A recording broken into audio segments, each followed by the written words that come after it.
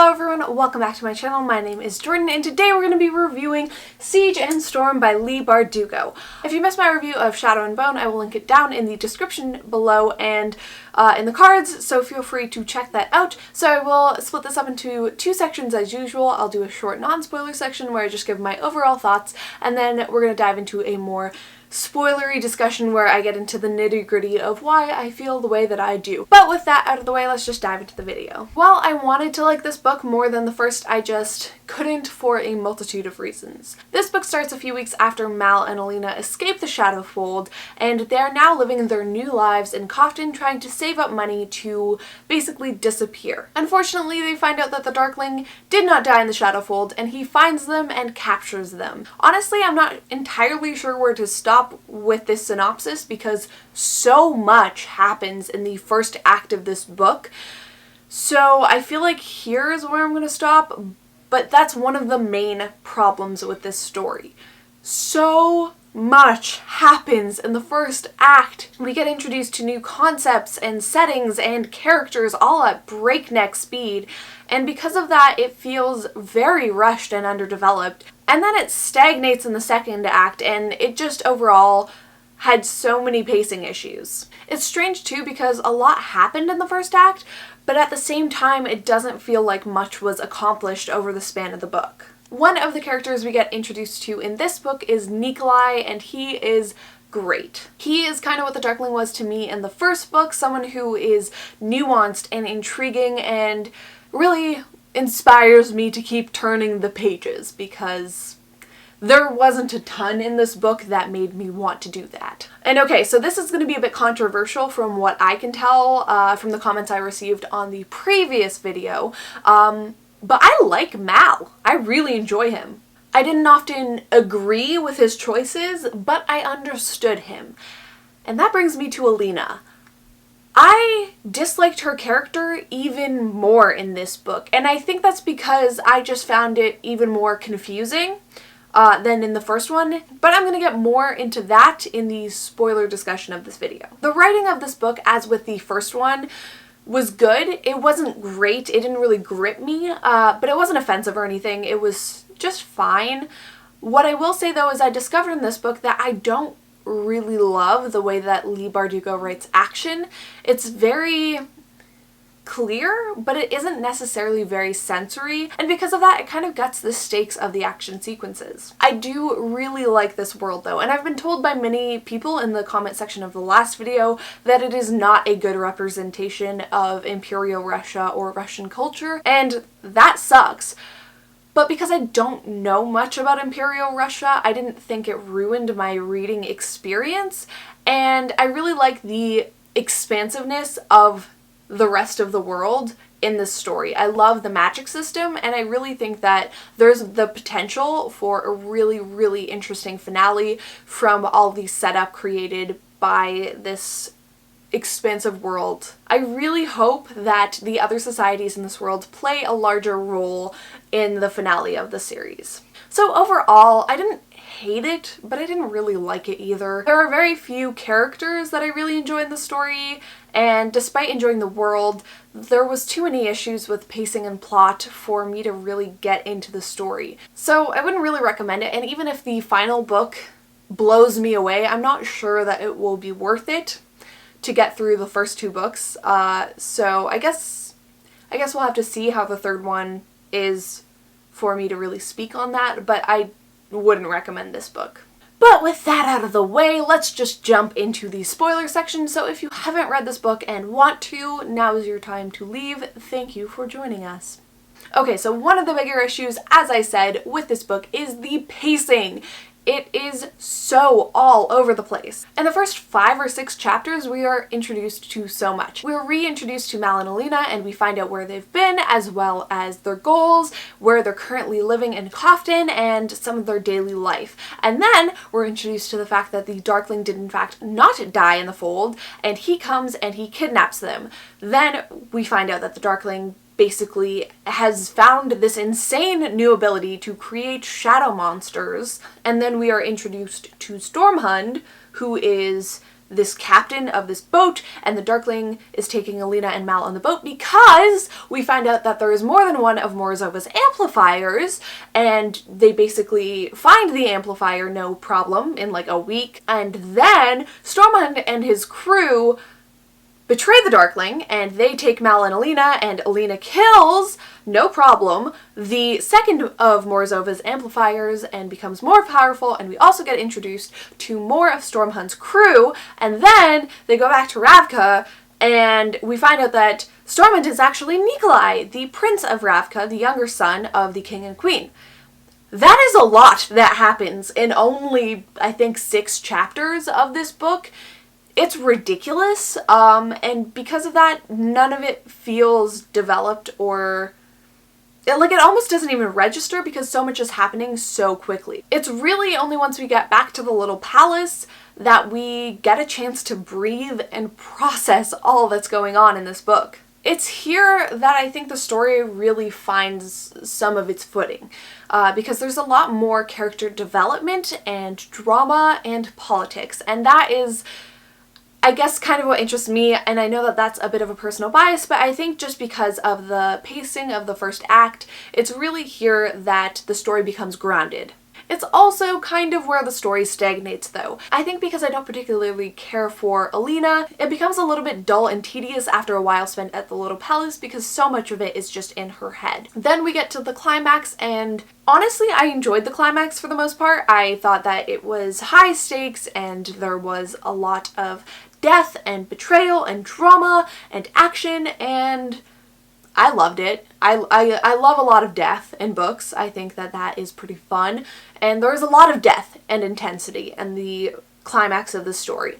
But as I said, I don't particularly care for the way Leigh Bardugo writes her action sequences, and I think that that did kind of undermine the climax a little bit. I didn't think it was as powerful as it could have been. It'll be interesting to see where the story goes from here, because Alina ends up being extremely weak, potentially powerless, and her entire army and crew are decimated. They're in such a disadvantaged position, so it'll be interesting and exciting to see how they rebuild. I don't really have too much to say about the world that I didn't already say in the non-spoiler section. We don't get to see a ton of it, though we are introduced to a few more spots.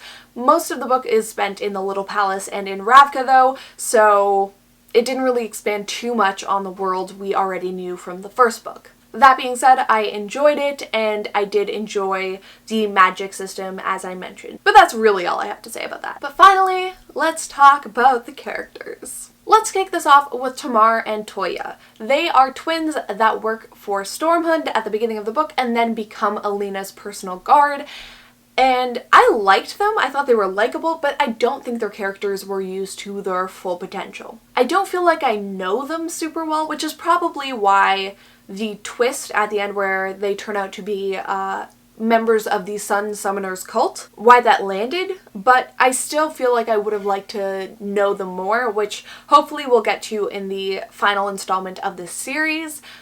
One thing that really bugged me though was that they so readily and easily accepted Alina's offer for them to become her personal guard. Like, do they have no loyalty to Nikolai? They didn't even ask him. Like, I would feel betrayed if I was Nikolai, and that is kind of like a very poor political move on Alina's part, because that's kind of, well, if this was thought out properly, that would kind of be a jerk move to Nikolai, who she wants as her ally, stealing his guards. I don't know. That just seemed a little sketchy to me, and I don't know why he wasn't slighted by the fact that Alina basically stole 2 of his crew members and didn't even ask him, nor did they ask him before accepting. So that bugged me, but we'll just move on past that to Nikolai himself. He is charming and smart and instantly likable, and I really like the depth hinted at in his character in this book. I also think he is exactly what this book series has been missing. He is a formidable opponent to the Darkling. He is very strong charismatically and politically, and has a great understanding of what the people of Ravka need, as well as what it might take to defeat the Darkling. He is really the only candidate I can think of in this entire book who is worthy to be King of Ravka. That's what the first book was really missing to me.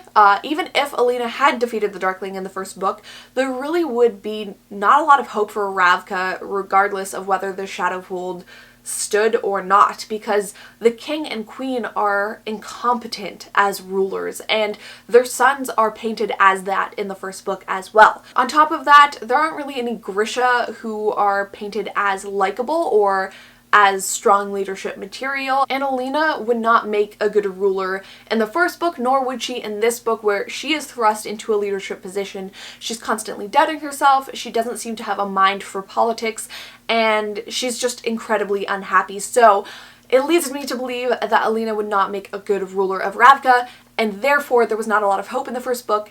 But finally, we have Nikolai, who can serve as the king of Ravka if the Darkling is defeated. I also like that Nikolai isn't perfect. The masks that he puts on are sometimes unnerving, and he's so ambitious that he would be willing to sacrifice others. So he's a very interesting guy. The Darkling doesn't do as much for me in this book. He's not as intriguing or layered. In this one, he's more one note, but he is a scary villain and a formidable opponent, so what I expected to happen with this character kind of happened, but at the same time, he does what he needs to do, and it's fine. Now let's chat about Mal. As I mentioned, I like him. I think he's often bad at expressing himself productively or at all, but I understand where he's coming from, and I think that he's one of the most human, relatable, understandable characters in this book. I didn't really have much of a sense of his character in the first one, but in this one I feel like I understand him a lot better. He loves Alina, and unfortunately their lives are being thrust in different directions. They're drifting apart emotionally, and he is not equipped to deal with that emotional pain, so instead he tries to bury it in physical pain. He enters himself in underground fighting tournaments and basically tries to hide and mask that emotional pain through fighting and through the physical marks that he bears. That is how he deals with things, which is not productive at all, but I can understand it. Do I think that he and Alina are compatible? No. But I do believe their love. I understand their love, and I understand the pain that comes from them drifting apart emotionally and being thrust in different directions in their lives. So I actually really enjoyed this aspect of the book. But oh boy, now we need to talk about our main girl, Alina. In my humble opinion, she sucks. I do not like her at all. I mean, I didn't like her in the last book either, but at least then she was like consistently self-pitying and the worst. But in this one, she's just a confused mess. At times, she's similar to old Alina, where she's self-pitying and self-loathing and judgmental.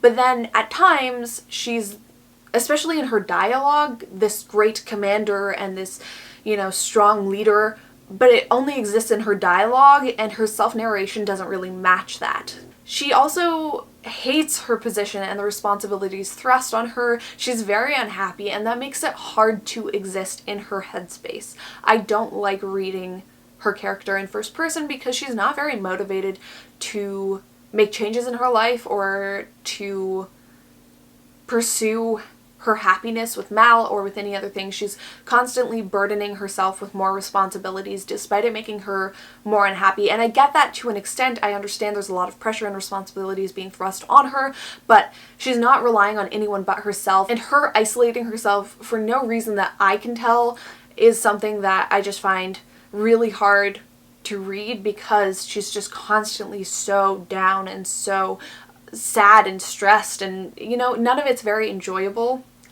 So while I understand it, it doesn't make it fun to read. On top of that, is this chick good or bad? I don't know. It doesn't seem like it's this intentional, layered, gray morality.